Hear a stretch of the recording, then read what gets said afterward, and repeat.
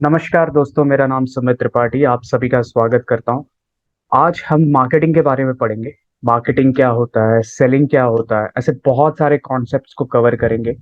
Types of demand क्या है, types of needs क्या है, एंड फिर इसके बाद हम 7P करेंगे, पेस्टल मॉडल करेंगे। तो ऐसे बहुत सारे जो बेसिक बेसिक टॉपिक्स हैं और बहुत ज़रूरी हैं आपको समझना एज अ मार्केटर, आज हम यहाँ पर इस सेशन में कवर करेंगे। तो अभी हम शुरुआत करेंगे सेलिंग एंड मार्केटिंग के बीच का फर्क समझकर। सेलिंग होता क्या है, मार्केटिंग है क्या। तो अक्सर लोग आमतौर पर सेलिंग को मार्केटिंग बोलते हैं। मान लीजिए कि अगर आप कोई पेन बेच रहे हैं तो आप अक्सर सुनते होंगे कि पेन की मार्केटिंग कर रहे हैं। जो सेल्स पर्सन होता है बोलते हैं कि इसकी मार्केटिंग कर रहे हैं। पर ये मार्केटिंग और सेलिंग में बहुत फर्क है। सेलिंग वो चीज है जब आप किसी चीज को बेचते हो किसी को। It's an art of selling something to someone, right.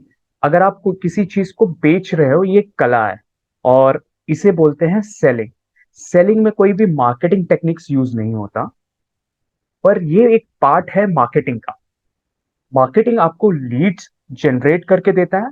Selling आप उस कस्टमर को अप्रोच करते हो जो मार्केटर्स ने आपको लीड जनरेट करके दिया है। उन कस्टमर्स के पास आप जाते हो और फिर उसको प्रोडक्ट को सेल करते हो आप मार्केट में। तो ये हो गया सेलिंग। सेलिंग के बाद हम आते हैं मार्केटिंग के बारे में जानना। तो मार्केटिंग एक ऐसा जरिया है जिसके जरिए आप अपने प्रोडक्ट को कस्टमर तक पहुंचाते हैं। फिजिकली नहीं, आप इनको कम्युनिकेशन के जरिए भी प्रोडक्ट कस्टमर को बताते हैं। आप बहुत सारे मार्केटिंग कैंपेन्स रन करते हैं ताकि कस्टमर को प्रोडक्ट के बारे में याद रहे। अगर कस्टमर किसी शोरूम में जाता है तो उसे पता होना चाहिए कि आपका प्रोडक्ट है क्या। मान लीजिए कि वो शोरूम में मोबाइल फोन खरीदने गया, तो अगर उसे आपके प्रोडक्ट का नाम नहीं पता, आपके ब्रांड का नाम नहीं पता, तो वो आपके प्रोडक्ट को बाय नहीं करेगा। वो सबसे पहले उसको रिकॉल करेगा कि कौन सा प्रोडक्ट मुझे लेना है। और उससे अगर वो फैमिलियर नहीं हुआ ना, मान लीजिए कि आप फोन लेने जा रहे हैं और आपको एक प्रोडक्ट है एबीसी और उसके बारे में पता नहीं, बट आपको एमआई पता है। तो आप क्या बोलेंगे कि एबीसी प्रोडक्ट मुझे नहीं चाहिए बिकॉज ये इस नाम से मैं फेमिलियर नहीं हूँ। मुझे आप एमआई का दे दीजिए फोन। एमआई का फोन बेटर बिकॉज इसके बारे में मैं जानता हूँ। तो आपको वो बहुत ऐसा फील होगा कि वो इस प्रोडक्ट से आपका कोई रिलेशन है और आप इसको जानते हैं पहले से। तो आप उस प्रोडक्ट को ले लेंगे, बट एबीसी नाम का कोई भी ब्रांड का प्रोडक्ट आप बाय नहीं करेंगे बिकॉज आप उसको जानते नहीं है। तो मार्केटिंग का काम होता है पोजीशनिंग करना। पोजीशनिंग ऑफ ऑफरिंग्स, जो भी ऑफर करते हैं उसको पोजीशन करते हैं ताकि आप कस्टमर को उनके माइंड में अपनी जगह बना सकें और आप कॉम्पिटिटर से बेटर रहें। एबीसी जो ब्रांड है उसको लोग नहीं जानते हैं, पर आपके ब्रांड को लोग जानते हैं। तो इससे हम मार्केटिंग कहते हैं आमतौर पर। मार्केटिंग का डेफिनेशन बाय द वे साल दर साल चेंज होता रहता है, पर आप ऐसे याद कर सकते हैं कि it is a position of offering better than competition. It is a position of offering better than competition. हमने सेलिंग के बारे में सीख लिया, हमने मार्केटिंग के बारे में समझ लिया। अब मार्केटिंग अप्रोच होता क्या है। मार्केटिंग एडवर्टीजमेंट या सेलिंग से नहीं होता। मार्केटिंग के अंदर में एक अप्रोच होना बहुत जरूरी है और वो भी सही अप्रोच होना बहुत जरूरी है। तो इसमें हम सबसे पहले कस्टमर के सेगमेंट को आइडेंटिफाई करते हैं, कस्टमर्स को आइडेंटिफाई करते हैं कि किनको हमें प्रोडक्ट बेचना है। हम इसमें डिजाइन करते हैं, डेवलप करते हैं प्रोडक्ट और सर्विस ताकि उन कस्टमर्स के नीड्स को फुलफिल कर सकें।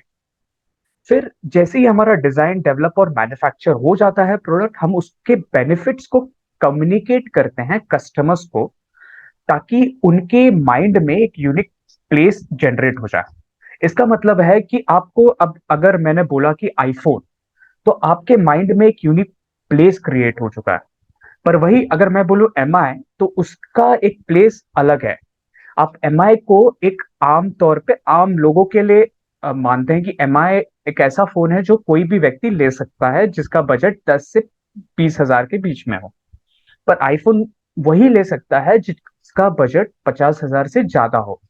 तो आपके माइंड में एक यूनिक प्लेस क्रिएट हो चुका है, या तो प्राइस या तो ब्रांड के पोजीशनिंग के अकॉर्डिंग, और फिर इसे आप कम्युनिकेट करते हैं, उसके बेनिफिट्स को कम्युनिकेट करते हैं।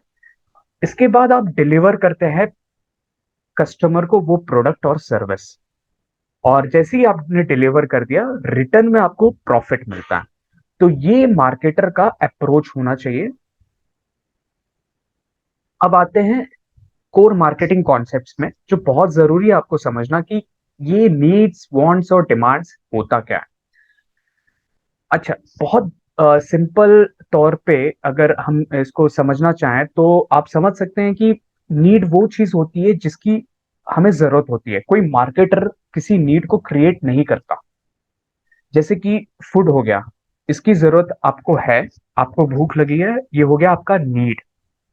आ, इस भूख को मिटाने के लिए आपको क्या क्या चीजें जरूरत होगी? आप चाहिए तो वड़ा पाव खा लो, आप चाहिए तो समोसा पाव खा लो, आप मिसल पाव खा लो, या फिर आप थाली ले लो जिससे आपकी भूख मिट सकती है। तो वो हो गया वांट। आपके पास बहुत सारे ऑप्शंस हैं जिसे आप अपनी नीड्स को फुलफिल कर सकते हैं।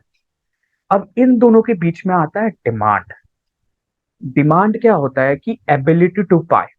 आपके पास बहुत सारे ऑप्शंस है बाय करने के, पर डिपेंड है कि आपकी एबिलिटी क्या है परचेस करने की। मान लीजिए कि आपको खाना है वड़ा पाव, तो आप आपके पास अगर पैसे हैं तो आप उसे खरीद सकते हैं और खा सकते हैं। तो इस वांट को आपने डिमांड में कन्वर्ट कर दिया। मान लीजिए कि दो रेस्टोरेंट्स हैं, एक रेस्टोरेंट ए है, एक रेस्टोरेंट बी है। रेस्टोरेंट ए 3 स्टार है, रेस्टोरेंट बी 5 स्टार है। आप अफोर्ड कर सकते हैं सिर्फ 3 स्टार में जाने का, और 5 स्टार में आप नहीं जा पाएंगे किसी कारणवश। आपके पास वो फिलहाल के लिए एबिलिटी नहीं है, वो मनी पावर नहीं है कि आप 5 स्टार में जाके खाना खाएं। तो आपके पास जो वांट है, जितने भी ऑप्शंस अवेलेबल थे उसमें से आपने जिस जिस जगह पर जाकर आपने खाना खाया, उस उसको बोलते हैं डिमांड। यानी कि वहां पर डिमांड कंप्लीट हुआ उस लोकेशन पे। तो नीड, वांट और डिमांड में बहुत यही फर्क है कि नीड एक बहुत बेसिक चीज है, उसके साथ अगर आप अटैच करते हैं ऑब्जेक्ट को तो वो होता है वांट, और आप उसके साथ अटैच करते हैं पैसे को तो वो होता है डिमांड। तो ये होता है नीड, वांट एंड डिमांड। अब समझते हैं टाइप्स ऑफ नीड्स। तो यहाँ पर 5 टाइप्स ऑफ नीड्स हैं, और इसे समझने के लिए मैं एक आपको एग्जांपल देता हूँ। पहले रीड आउट कर लेता हूँ। पहला है stated, real, unstated, delight and secret. Stated का मतलब है, मान लीजिए कि आप एक शोरूम में गए और आपको टीवी खरीदना है।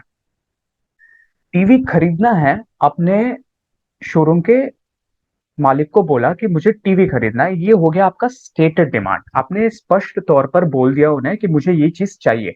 या फिर आपको ऑफिस में जो भी इंक्वायरीज आती है कि मुझे ये प्रोडक्ट चाहिए, वो हो गया स्टेटेड डिमांड। रियल डिमांड क्या होता है कि आपको टीवी चाहिए, पर आपको टीवी क्यों चाहिए? आपको न्यूज चैनल देखना है, आपको सीरियल्स देखना है, आपको मूवीज देखना है। तो ये हो गया आपका रियल नीड, आपकी असली जरूरत। इसके बाद आता है अनस्टेटेड नीड। अनस्टेटेड नीड का मतलब होता है कि ऐसी नीड जो आप बताते तो नहीं है, पर आप चाहते हैं कि वो मिले मुझे। फॉर एग्जाम्पल, जब आप यहाँ पर इस केस में टीवी लेने जा रहे हैं, तो आप जब टीवी खरीद लेते हैं तो आप ये नहीं बोलते कि इसकी अगर कोई कंप्लेन हुआ कुछ महीने में, तो आप ये सोचते हैं कि सामने जो कंपनी है या फिर शोरूम वाला है वो मुझे हेल्प करेगा, मुझे असिस्ट करेगा। ये हो गया आपका अनस्टेटेड नीड, राइट? यहाँ पर अगर आपने हेल्प नहीं किया तो आपका कस्टमर नाराज हो जाएगा और आपसे दूर चला जाएगा। तो ये होता है अनस्टेटेड नीड, जिसे एड्रेस करना बहुत इंपॉर्टेंट है और उसे समझना भी बहुत जरूरी है। और उसके बाद होता है डिलाइट। कस्टमर डिलाइट, हमने ये वर्ड कभी ना कभी सुना होगा। तो डिलाइट का मतलब है कि यही इसी केस में अगर टीवी कोई लेने गया और वहां पर अगर दुकान के मालिक ने आपको 1 साल का नेटफ्लिक्स का सब्सक्रिप्शन फ्री दे दिया, तो आप बहुत खुश हो जाएंगे, टीवी तो मिला ही आपको, उसके साथ 1 साल का नेटफ्लिक्स का सब्सक्रिप्शन भी मिल गया। तो ऐसी कोई चीज जो आपने एक्सपेक्ट नहीं की थी और आपको वो मिल गई, उसे बोलते हैं डिलाइट। एंड फिर होता है सीक्रेट।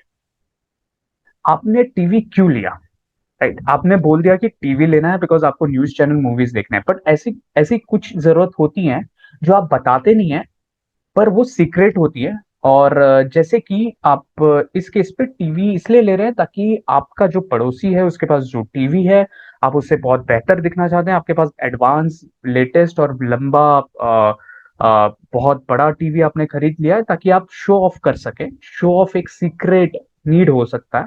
या फिर आप बोल सके कि मैंने अपने पैसे से ये चीज खरीदी ताकि मैं घर पे बता सकूं कि मैंने अपने पैसे से एक टीवी खरीदा है। ये हो गया सीक्रेट नीड्स, राइट? सो इस तरह हमने 5 नीड्स को समझा। अब आते हैं मार्केटिंग डिमांड। तो यहाँ पर मैं रीड आउट करता हूँ एंड फिर हर एक डिमांड के बारे में समझने की कोशिश करते हैं कि ये मार्केटिंग डिमांड होता क्या है। तो टोटल 8 मार्केटिंग डिमांड होते हैं। पहला होता है नेगेटिव डिमांड, दूसरा होता है नॉन एग्जिस्टेंट डिमांड, तीसरा है लेटेंट डिमांड, चौथा है डिक्लाइनिंग डिमांड, पांचवा है इररेगुलर डिमांड, छठवा है फुल डिमांड, सातवां है ओवर फुल डिमांड एंड आठवां है अनहोलसम डिमांड। अब चलिए इसे समझते हैं कि ये सब डिमांड्स है क्या आखिर। नेगेटिव डिमांड का मतलब है कि ऐसा कोई प्रोडक्ट जिसे कस्टमर लेना तो पसंद करेगा नहीं और उससे दूर भागता है वो। जैसे कि कोई इंश्योरेंस पॉलिसी आपको बेचे, तो आप इंश्योरेंस पॉलिसी लेना नहीं चाहते, राइट? उसका कोई डिमांड है नहीं मार्केट में, वो होता है नेगेटिव डिमांड, आप उसे दूर भागते हैं या फिर आप पैसे दे देते हैं ताकि ये चीज अवॉइड करें आप, राइट? जैसे कि मेडिसिन, आप अगर बीमार होते हैं, छोटा मोटा बुखार भी होता है, तो आप अवॉइड करते हैं डॉक्टर के पास जाना और आप खुद से प्रिस्क्रिप्शन लेते हैं, क्रोसिन ले लेते हैं, पैरासीटामोल ले लेते हैं। तो ये होता है नेगेटिव डिमांड।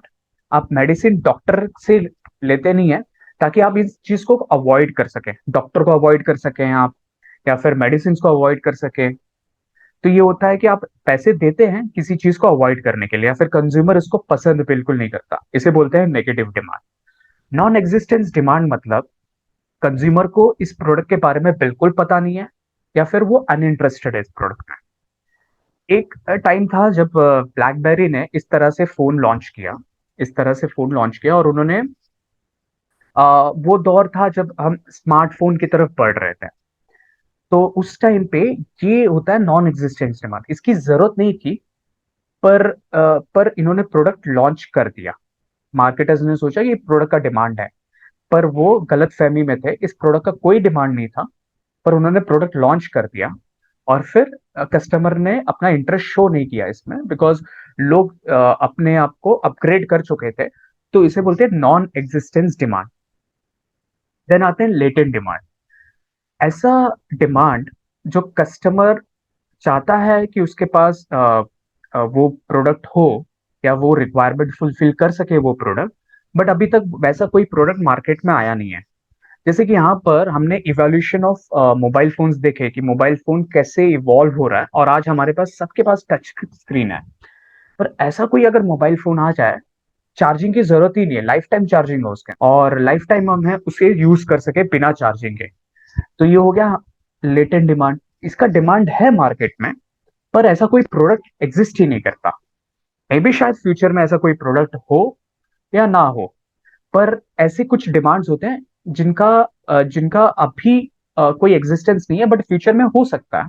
और लोग चाहते हैं कि ऐसा कोई उनको वैसे कोई प्रोडक्ट उनके इस नीड्स को सेटिस्फाई कर सके। देन आते हैं डिक्लाइनिंग डिमांड। अगर आप आज इस टाइप का रेडियो बेचेंगे, जहां पर मोबाइल फोन आ चुका है, मोबाइल फोन के अंदर में भी रेडियो है, या फिर आप कार में रेडियो सुन सकते हैं, ट्रैवल करते समय आप ईयरफोन से मोबाइल से आप रेडियो सुन सकते हैं, अगर रेडियो सुनना है आपको, तो आप ये प्रोडक्ट तो लेंगे नहीं। तो इसे बोलते हैं डिक्लाइनिंग डिमांड। इररेगुलर डिमांड, कुछ ऐसे डिमांड होते हैं जहां पर जिसकी जरूरत उसके सीजन के अकॉर्डिंग होती है, या फिर कुछ मंथ में होता है, वीकली होता है, डेली होता है, आर्ली होता है, बट उसका डिमांड कांस्टेंट नहीं होता। जैसे कि एसी, इस एग्जांपल में हमने एसी देखा। तो एसी आप कब लेते हैं? जब गर्मी हो। आप ठंडी में एसी का यूज नहीं करेंगे, यानी कि ये सीजनल है। तो इसका डिमांड कांस्टेंट नहीं है। मतलब 12 महीने एसी कोई लेता नहीं है। ये सीजन के टाइम पे ही बिकेगा, राइट? जब समर आएगा। तो इसे बोलते हैं इरेगुलर डिमांड। फुल डिमांड, यहाँ पर मैन्युफैक्चरर खुश होता है क्योंकि उसके प्रोडक्ट का डिमांड जैसे ही वो नया प्रोडक्ट लॉन्च करता है वहां पर मार्केट में फैल जाता है, और वो फुल डिमांड, मतलब जितने कस्टमर्स हैं सब उसे लेना चाहते हैं वैसे प्रोडक्ट को।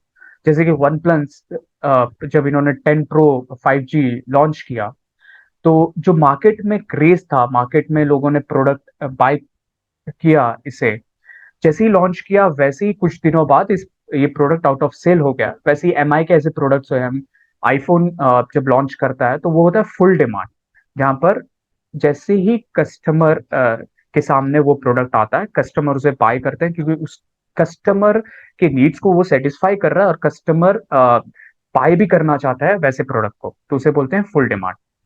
ओवरफुल डिमांड का मतलब ऐसा होता है कि जहां पर आपके पास प्रोडक्ट जो है बहुत कम है, more consumers would like to buy the product that can be satisfied, right? जैसे फॉर एग्जांपल यहाँ पर अल्ट्राटेक सीमेंट है, तो बहुत सारे कस्टमर्स इसको बाय करना चाहते हैं, पर जैसे ही इसका डिमांड बहुत बढ़ जाता है, इसकी मैन्युफैक्चरिंग कैपेसिटी अगर उतनी नहीं है ताकि वो डिमांड फुलफिल कर सके, तो पॉसिबिलिटी है कि इसके कस्टमर्स कहीं किसी और ब्रांड पे स्विच हो जाए। तो इसे बोलते हैं ओवरफुल डिमांड। अब आते हैं अनहोलसम डिमांड पे। तो अनहोलसम डिमांड एक ऐसा डिमांड है जिसमें आप प्रोडक्ट से अट्रैक्ट तो होते हैं, बट आप उसको परचेज नहीं करते, क्योंकि आपको डर है कुछ सोशल कॉन्सिक्वेंस का। जैसे कि यहाँ पर आपने लिकर देखा, तो बहुत सारे हार्ड ड्रिंक्स अवेलेबल हैं, आप लेना चाहते हैं, पर आप रेगुलरली उसको ले नहीं सकते हैं क्योंकि उसके साथ कुछ सोशल कॉन्सिक्वेंस अटैच्ड है, राइट? जैसे कि पायरेटेड मूवीज हो गए। सो ऐसे सब डिमांड्स जो एग्जिस्ट करते हैं मार्केट में, पर उसके कुछ ना कुछ तो सोशल कॉन्सिक्वेंस होते हैं या लीगल कॉन्सिक्वेंस होंगे। उस वजह से आप उस डिमांड को फुलफिल नहीं कर सकते पैसों के जरिए। उसे बोलते हैं अनहोलसम डिमांड। तो हमने यहाँ पर मार्केटिंग के 8 जो डिमांड्स हैं उसको समझ लिया, और आसानी से उसके एग्जाम्पल्स को भी अंडरस्टैंड कर लिया क्या होता है। यहाँ पर जैसे 4 है और ये फिर 8, टोटल 8 हो गया। अब समझते हैं 7 P's ऑफ मार्केटिंग होता क्या है। तो 7 P's में पहला है प्राइस। ओके, प्राइस के पहले आते हैं प्रोडक्ट। तो प्रोडक्ट में आपके पास जो प्रोडक्ट होता है, आप जिस प्रोडक्ट को बेचना चाहते हैं, वो 7 P's में आता है। पहला है मान लीजिए कि आपको यहाँ पर जैसे कि जिक्र कर रहे हैं मोबाइल फोन का, तो मोबाइल फोन आपका प्रोडक्ट है।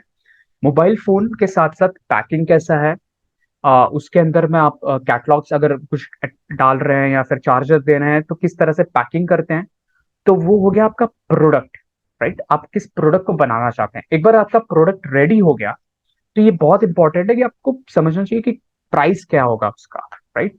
आपके मार्केट के कंडीशंस के अकॉर्डिंग आपको प्राइस डिफाइन करना पड़ेगा उस पूरे प्रोडक्ट का। और जैसे ही आपने प्राइस डिफाइन कर दिया, तो आप उस प्रोडक्ट को कहां पर प्लेस करेंगे, वो प्रोडक्ट कहाँ कहाँ पे अवेलेबल होगा, क्या वो अमेजोन पे अवेलेबल होगा, क्या वो स्टोर्स में अवेलेबल होगा मोबाइल फोन। तो आपको पता होना चाहिए कि प्लेस क्या होना चाहिए उस प्रोडक्ट को, ताकि कस्टमर्स वहां पर आके परचेस कर सके। फिर आते पीपल, लोगों से जो इंटरेक्शन होगा, वो कौन लोग होंगे, वो कैसे बात करेंगे, कैसे बिहेव करेंगे। ये बहुत इंपॉर्टेंट होता है कि कस्टमर कैसे इंटरेक्ट करता है, क्योंकि मार्केटिंग का बहुत इंपॉर्टेंट पार्ट है कि कस्टमर इंटरेक्शन। कस्टमर सबसे पहले जब आपसे इंटरेक्ट करता है, तो उसके उसे जो फीलिंग होती है, अगर जब भी कस्टमर को अच्छा फीलिंग नहीं हुआ, तो वो आपके पास दोबारा नहीं आएगा। तो पीपल भी बहुत इंपॉर्टेंट रोल प्ले करता है, तो इसीलिए वो 7 P's में आए हैं। और फिर आता है प्रमोशन। आप प्रोडक्ट के बेनिफिट्स को कैसे कस्टमर तक पहुंचाते हैं, कैसे कस्टमर को बताते हैं की डिफरेंशिएटर्स अपने, कैसे कस्टमर्स को बताते हैं कैसे आपका प्रोडक्ट आपके कंपटीशन से अलग है, ये होता है प्रमोशन। देन प्रोसेस, किस तरह से आप अपने प्रोडक्ट को कस्टमर तक पहुंचाएंगे, आपका आपके लॉजिस्टिक्स कैसे होगी, अगर अमेजोन पे जैसे मैं बाय करता हूँ, तो उसका एक प्रोसेस है, राइट? सो उस प्रोसेस को डिफाइन करना बहुत इंपॉर्टेंट है। मान लीजिए कि आप रेस्टोरेंट में खा रहे हैं, तो आपको सर्व कैसे किया जा रहा है, तो ये हो गया प्रोसेस। फिजिकल एविडेंस यानी कि आप उसका एम्बियंस कैसा है, प्रेमाइसेस, जिस प्रेमाइसेस में जा रहे हैं वो प्रेमाइसेस कैसा है, ये बहुत इंपॉर्टेंट है।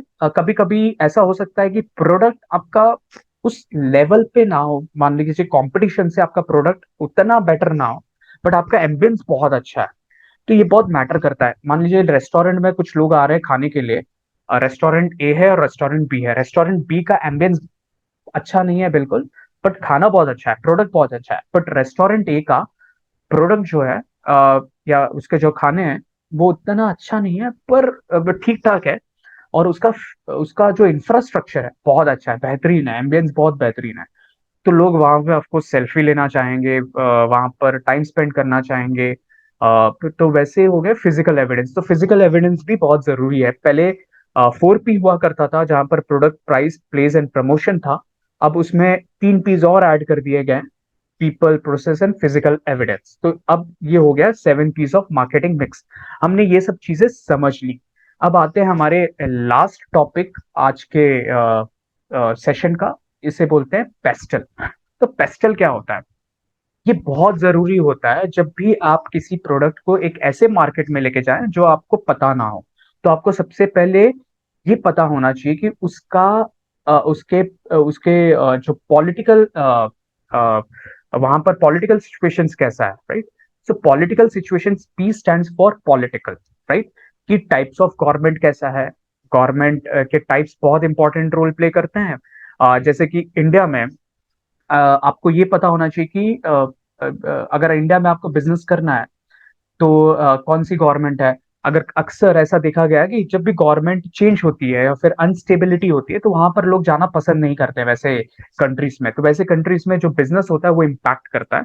तो आप भी जब भी प्रोडक्ट लॉन्च करते हैं, एक्सपोर्ट करना चाहते हैं किसी नए मार्केट में, तो आपको पहले ये पता होना चाहिए कि वहाँ की पॉलिटिकल सिचुएशंस कैसे हैं, वहाँ की गवर्नमेंट पॉलिसीज कैसे हैं, ये गवर्नमेंट स्टेबल है कि नहीं, करप्शन है कि नहीं, फॉरेन ट्रेड पॉलिसी कैसा है। तो ये सब आपको पता होना चाहिए जब भी आप नए कंट्री में जाते हैं अपने प्रोडक्ट को लॉन्च करने और मैन्युफैक्चरिंग यूनिट सेटअप करने के लिए। फिर होता है इकोनॉमिकल। इकोनॉमिक यानी कि बाइंग पावर। वहां के लोगों का बाइंग पावर क्या है, क्योंकि कुछ ऐसे कंट्रीज हैं जहां पर लोग सस्ते प्रोडक्ट बाय करना चाहेंगे। जैसे कि अफ्रीका एक मार्केट है, अफ्रीका, जहां पर लोग सस्ते प्रोडक्ट, वहां पर क्वालिटी उतना मैटर नहीं करता, बट प्राइस बहुत इंपॉर्टेंट है। वही आप यूएस चले जाएं तो वहां उनके लिए क्वालिटी इंपॉर्टेंट है, प्राइस प्राइस आपका ज्यादा हुआ तो उन्हें कोई कोई फिक्र नहीं। तो वो होता है इकोनॉमिक। फिर आते हैं सोशल। ये जरूरी समझना कि वहाँ पे लोग कैसे हैं, वहाँ का पॉपुलेशन कैसा है, वहाँ का एज डिस्ट्रीब्यूशन कैसा है। मान लीजिए कि आपने कोई ऐसा प्रोडक्ट लॉन्च किया जहाँ पर एज बहुत इंपॉर्टेंट रोल प्ले करता है। जैसे कि इंडिया में अगर कोई फूड चेन कंपनी जो यूएस बेस्ड है, वो जब इंडिया में प्रोडक्ट लॉन्च कर रही है, तो उसे पता होना चाहिए कि इंडिया, जैसे कि वेजिटेरियंस इंडियंस होते हैं, नॉन वेजिटेरियंस होते हैं, तो वेजिटेरियन फूड्स भी उनको लाना पड़ेगा, वेजिटेरियन फूड्स भी इंट्रोड्यूस करना पड़ेगा इंडिया मार्केट में। तो ये होता है सोशल। आपने पॉलिटिकल, इकोनॉमिकल, सोशल समझ लिया। फिर आते हैं टेक्नोलॉजिकल। लेट्स से कि आपके पास कोई एक ऑनलाइन पोर्टल है और आप इसे नए कंट्री में इंट्रोड्यूस करना चाहते हैं, बट वहां पर मोबाइल टेक्नोलॉजी इतना एडवांस नहीं है, या फिर लोग मोबाइल से प्रोडक्ट को बाय नहीं करते हैं। तो टेक्नोलॉजी कितना इंपॉर्टेंट रोल प्ले करता है, आप इस एग्जांपल से समझ सकते हैं कि जहां पर जिसके पास मोबाइल फोन नहीं है, वो कैसे आपके प्रोडक्ट को बाय कर सकता है एक मोबाइल फोन के जरिए। फिर आते हैं ई पे। ई होता है आपका, पेस्टल में जो ई है बहुत इंपॉर्टेंट है, ये है एनवायरमेंट। आपने प्रोडक्ट ऐसा कुछ बनाया जो जो 10 डिग्री से लेके 30 डिग्री तक या फिर 50 डिग्री तक कंफर्टेबली काम कर सकता है, राइट? उसमें कोई प्रॉब्लम नहीं होगा। पर वही आप ऐसे कंट्री में लेके गए जहां पर टेम्परेचर -15 डिग्री सेल्सियस जाता है, तो क्या वहां पर आपका प्रोडक्ट काम करेगा? नहीं। आपको वेदर कंडीशंस पता होने चाहिए, वेदर कैसा है, क्या प्रोडक्ट आपका जो यहाँ पर इंडिया में है, आप अगर ऐसे कंट्री में लेट्स से कि डेनमार्क में लेके जा रहे हैं जहाँ पर टेम्परेचर आपका 0 से कम हो जाता है, वैसे कंट्री में क्या आपका प्रोडक्ट सरवाइव कर सकता है? नहीं। तो आपको ये पता होना चाहिए। तो ये होता है ई, एनवायरमेंट। फिर आते हैं लास्ट, जो एल है उसे बोलते हैं लीगल। लीगल में आप जब भी प्रोडक्ट को वहां पर लेकर जाएंगे तो आपको कितने सारे डॉक्यूमेंटेशंस करने पड़ेंगे। जैसे कि इंडिया में अगर कोई आप कंपनी स्टार्ट कर रहे हैं, स्टार्टअप कंपनी, और आप फिर टैक्स के स्लैब में नहीं आते, आपको 3 साल तक टैक्स बेनिफिट्स मिलता है। तो वैसे ही आप ऐसे किस कंट्री में जाएं जहां पर आपको टैक्स बेनिफिट भी मिल सकता है, आपको डॉक्यूमेंटेशन इतने सारे करने नहीं पड़ेंगे, आप पे आपके प्रोडक्ट पे इतने सारे टैरिफ्स लगेंगे नहीं। तो आपको ये पता होना चाहिए कि वहां पर जो लीगल एनवायरनमेंट है वो कैसा है, राइट? क्या वो डिस्क्रिमिनेटरी है?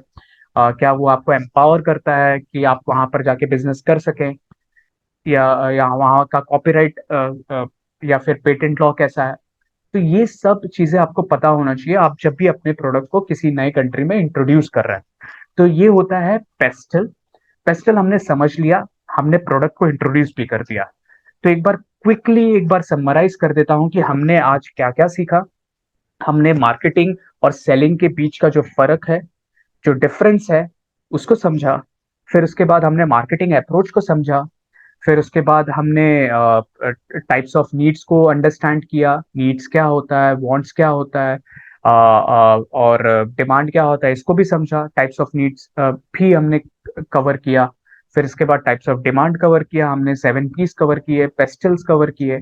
तो इस तरह से हमने काफी अच्छा खासा अपना अंडरस्टैंडिंग मार्केटिंग के लिए डेवलप किया है। और आने वाले वीडियोस में मैं बाकी के टॉपिक्स भी कवर करूंगा। तो शुक्रिया आप सबका। आप सबने अगर आपके कोई भी फीडबैक या कुछ भी क्वेश्चंस होंगे तो आप कमेंट सेक्शन में मुझे लिख सकते हैं। और जल्दी आपसे मुलाकात होगी। शुक्रिया। एक बात मैं जरूर कहूंगा, जो हमेशा मैं कहता हूं कि मेरे कहने से कुछ नहीं होगा, आपके सोचने से बहुत कुछ होगा। धन्यवाद।